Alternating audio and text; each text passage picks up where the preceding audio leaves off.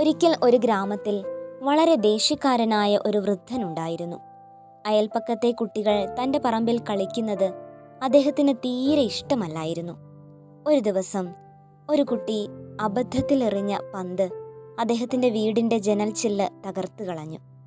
ദേഷ്യം കൊണ്ട് ജ്വലിച്ച അദ്ദേഹം പുറത്തേക്ക് വന്ന് ആ കുട്ടിയെ എല്ലാവരുടെയും മുന്നിൽ വെച്ച് അതിരൂക്ഷമായി വഴക്ക് പറയുകയും അവൻ്റെ പന്ത് ചേറ്റിൽ എറിഞ്ഞു കളയുകയും ചെയ്തു. ആ കുട്ടിയുടെ ഉള്ളിൽ വലിയ വിഷമവും ദേഷ്യവും തോന്നി.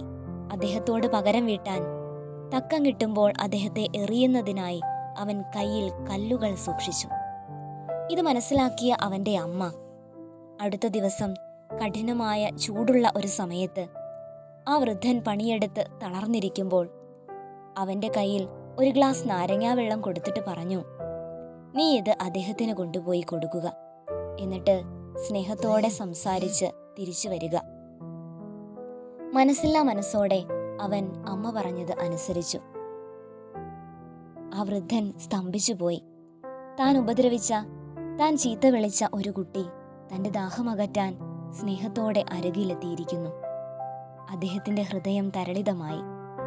വലിയ സ്നേഹത്തോടെ അദ്ദേഹം ആ കുഞ്ഞിനെ വാരിപ്പുണർന്നു.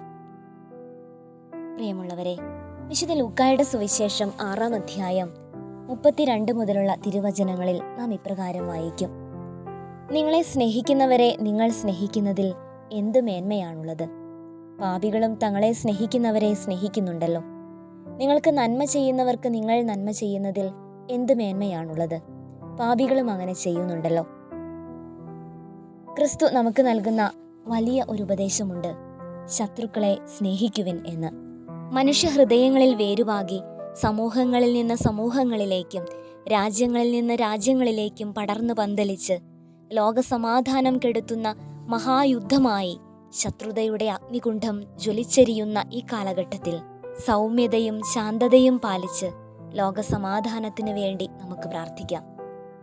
ഇന്നത്തെ നമ്മുടെ സ്നേഹപ്രവൃത്തികളും സൗമ്യതയുടെ വാക്കുകളും ഭീകരപ്രവർത്തനങ്ങളിലും യുദ്ധങ്ങളിലും ഏർപ്പെടുന്ന രാജ്യങ്ങളിലും വ്യക്തികളുടെ ഹൃദയങ്ങളിലും സ്നേഹത്തിൻ്റെ നനുത്ത മഞ്ഞുകണമായി പെയ്തിറങ്ങട്ടെ.